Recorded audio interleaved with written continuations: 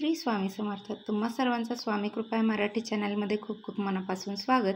तर सप्टेंबर महिन्यात येणारी भाद्रपद कृष्ण एकादशी विशेष आहे. या दिवशी योग निद्रामध्ये मग्न असलेले भगवान विष्णू वळण घेतील, म्हणून या एकादशीला परिवर्तनी एकादशी म्हणतात. या एकादशीच्या उपायांनी सर्व दुःख दूर होतात. तर या विषयी आज आपण या व्हिडिओमध्ये माहिती पाहणार आहोत. तर तुम्ही जर चॅनलवरती नवीन असाल तर चॅनलला लगेचच सबस्क्राईब करा आणि बेल आयकॉनचं बटनही दाबा. यामुळे काय होईल, जे कुठले नवनवीन माहितीपूर्ण व्हिडिओ चॅनलवरती अपलोड होतील त्याविषयी सर्वप्रथम नोटिफिकेशन तुम्हाला येईल आणि तुम्ही कुठलेही व्हिडिओ मिस करणार नाही. तर हिंदू धर्मात सर्व एकादशी तिथी भगवान विष्णूला समर्पित आहे. एकादशीच्या दिवशी उपवास केला जातो. काही नियम पाळले जातात, जसे भात खाऊ नये, तुळशीचे पाने तोडू नये, भगवान विष्णूंची पूजा केली जाते. अशा प्रकारे वर्षभरात एकूण 24 एकादशी येतात. यापैकी काही एकादशींचं महत्त्व मानलं जातात. तर भाद्रपद महिन्यातील शुक्ल पक्षातील परिवर्तनी एकादशी ही वर्षातील प्रमुख एकादशीमध्ये गणली जाते. वास्तविक परिवर्तनी एकादशीच्या दिवशी पाताळात वसलेले भगवान विष्णू बाजू बदलतात. यावर्षी शनिवार 14 सप्टेंबर रोजी परिवर्तनी एकादशी व्रत पाळण्यात येणार आहे. तसेच यावेळी परिवर्तनी एकादशीला काही विशेष योग देखील बनले आहेत. तर यामध्ये केलेले व्रत आणि उपासना अनेक पटीने अधिक फळ देते. भाद्रपद शुक्ल पक्षातील एकादशी म्हणजे परिवर्तनी एकादशी शुक्रवार दिनांक 13 सप्टेंबर रोजी रात्री 10:30 सुरू होईल, तर शनिवार 14 सप्टेंबर रोजी 8:41 संपेल. अशा परिस्थितीत 14 सप्टेंबर रोजी परिवर्तनी एकादशीचं व्रत पाळलं जाईल.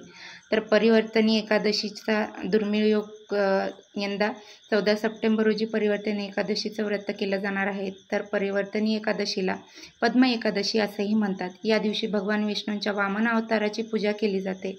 यावर्षी परिवर्तनी एकादशीला सर्वार्थ सिद्धी योग आणि रवी योग या शुभ योगांचा दुर्मिळ संयोग आहे. या शुभ योगामध्ये केलेले पूजन उपाय उत्तम लाभ देतील. एकादशीच्या दिवशी तुम्हाला करावयाचे उपाय: आर्थिक चणचण, आजारपण, कर्ज इत्यादी समस्यांनी त्रस्त असाल तर परिवर्तनी एकादशीच्या दिवशी काही उपाय करा. असे केल्याने तुम्हाला भगवान विष्णू आणि माता लक्ष्मीची कृपा प्राप्त होईल आणि तुम्हाला प्रत्येक दुःखापासून मुक्ती मिळेल. परिवर्तनी एकादशीच्या दिवशी पिंपळाच्या झाडाखाली 4 बाजू असलेला दिवा लावा. तुपाचा दिवा लावल्यास बरे होईल हे लक्षात ठेवा. त्रिमूर्ती पिंपळाच्या झाडामध्ये राहतात असे मानले जाते. पिंपळाच्या झाडाखाली दिवा लावल्याने माता लक्ष्मी आणि भगवान विष्णू प्रसन्न होऊन सर्व दुःख दूर करतील. तसेच आर्थिक संकट दूर होईल, कर्जापासून मुक्ती मिळेल, संपत्ती वाढेल. रोगापासून मुक्ती मिळवण्यासाठी एकादशीच्या दिवशी भगवान विष्णूला केशर मिश्रित दुधाचा अभिषेक करावा. त्यानंतर त्यांची पूजा केल्यानंतर त्यांना पिवळी मिठाई अर्पण करावी. भगवान श्रीहरी आणि माता लक्ष्मींच्या मंत्रांचा जप करायचा आहे. श्रीहरी तुम्हाला आरोग्य देतील. परिवर्तनी एकादशीची विशेष कथा आहे ती अशी आहे की फार वर्षापूर्वी सूर्यवंशी राजा मांधाना यांच्या राज्यावर अनावृष्टीचे संकट ओढवले.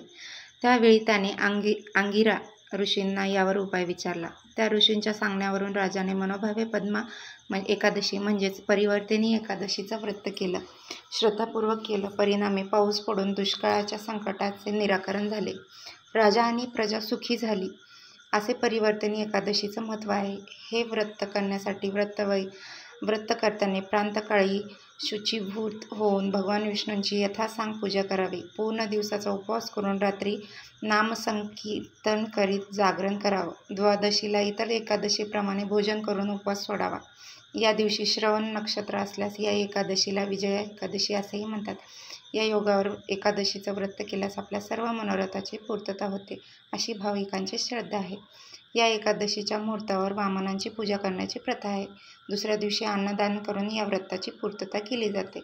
भगवान विष्णूंच्या भक्तांसाठी एकादशीचं व्रत हे म्हणजेच एक पर्वणी असते. त्यामुळे जे नेमाने सर्व एकादशी करतात ते ही एकादशी देखील करतात. ज्यांना उपवास करणे शक्य नसते त्यांनी भगवान विष्णूंची पूजा करावी. तसेच साधा सात्विक आहार घ्यावा आणि ओम नमो भगवते वासुदेवाय नमः या मंत्राचा जप करावा अथवा विष्णू सहस्रनामाचे श्रवण व पठण करावे.